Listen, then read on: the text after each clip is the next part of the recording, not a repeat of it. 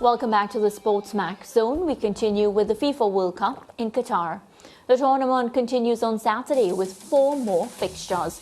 Group C action, Poland versus Saudi Arabia, Argentina up against Mexico, and in some Group D action, Tunisia will play Australia and France face Denmark. A reminder, you can win cash prizes and surprises, including authentic football jerseys, when you play Sportsmax World Cup Prediction. First, you download the Sportsmax Zone from the Google Play or the App Store. After downloading the app on the home screen, you hit Predict, then select Login. Accept the terms of the game, then select Join, How to Play, Rules.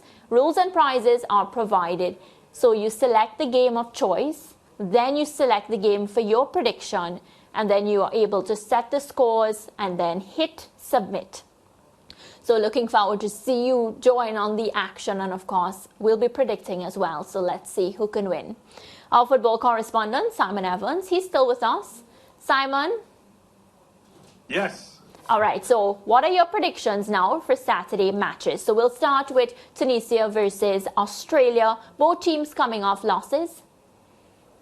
Yeah, I do like Tunisia though. I think the way they played, I like their energy and their aggression, and I haven't been impressed by Australia at all. So I think Tunisia will win that one comfortably. I think my prediction's 2-0 for that one.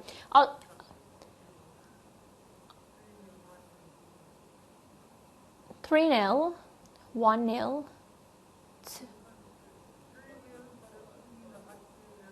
Okay, so there's these predictions. 3-0 for the Tunisia, Australia.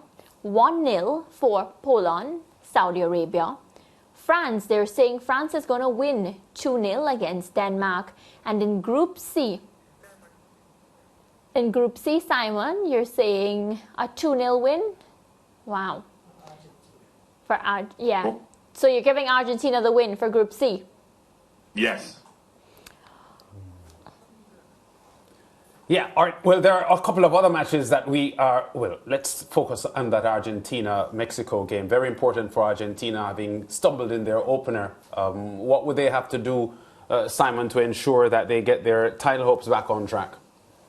Well, they need to get off to a good start because they'll be really, really all over the place psychologically after that defeat to Saudi Arabia. And Mexico, as we know, are a team who can get on top of you and can dominate possession for long stretches if you allow them to. So I think Argentina absolutely have to come out of the blocks, really get going, get Messi involved in the game, start to play something like the team we know they can be, and pretty soon they should be able to forget the trauma of their opening game.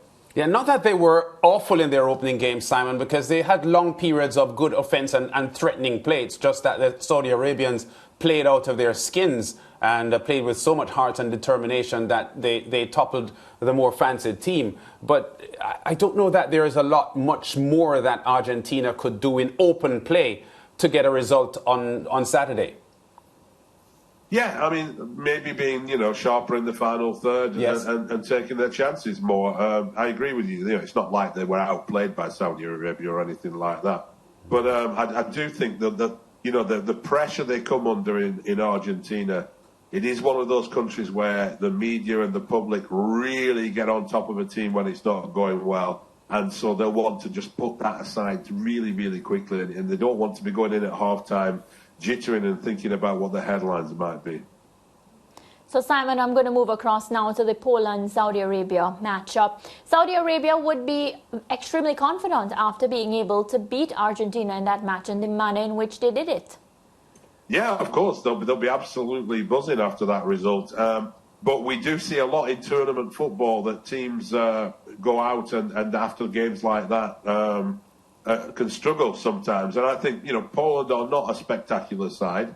They're a pretty workmanlike sort of side, well, with an outstanding centre-forward in Robert Lewandowski. And I think it's going to be a difficult one for the Saudis to repeat that, to get themselves up on such a level. It's one thing to get yourself hyper fired up to take on Messi in Argentina, another thing altogether to do it again against Poland. So I think Poland should take care of them this time. Although I said that Argentina would take care of Saudi Arabia the first time around, so people should take my predictions with a pinch of salt. Yeah, Simon, Group C looks still very open. Which two teams would you predict to advance out of Group C after this weekend? Yeah, I still think Mexico and Argentina will. Probably, but now Poland, it's really difficult to say, isn't it? It's really difficult. I mean, if Poland go and beat Saudi Arabia, then you're looking at a group, that's going to be really, really tight. It's wide open after that result start.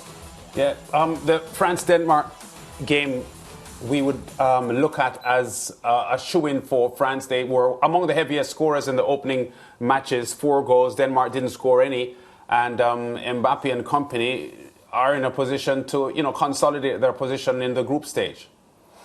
They are, yeah, and I think when we start to see these teams, as we will do when we get, further and further into the tournament, well-matched teams. A lot of the time these days, with the way that coaches understand how to nullify an opposition and to control and set up a midfield and so on, it is going to come down to who's got the strikers and the firepower.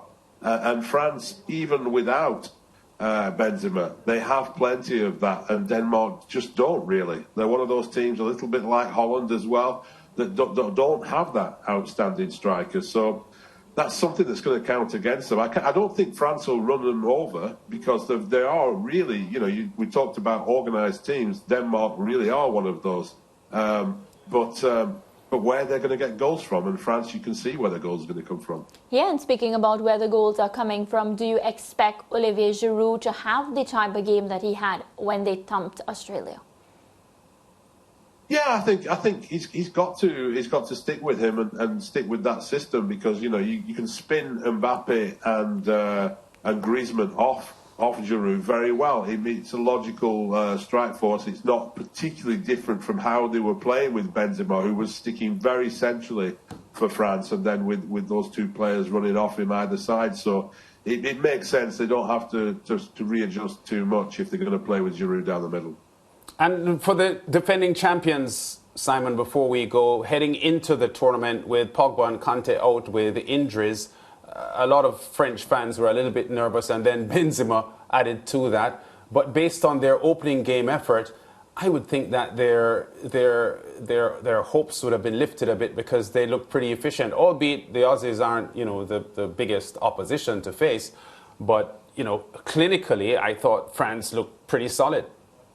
Yeah, they did, and they do have a lot of depth, don't they? You look around, how many of the big teams in Europe have French players who maybe aren't going to be starters in the French national team, but are either in the squad or in the fringes of it? There's so much talent in France as a football country that they have got the players who can step in. Now, are they going to be, when it comes to those big games in the knockout stage where we expect France to be, is that when the absence of Kanté and Pogba is going to count? Maybe it will be. All right, Simon, we're gonna leave it there. I'm sure that we'll see a lot of exciting action coming up on the weekend in the World Cup.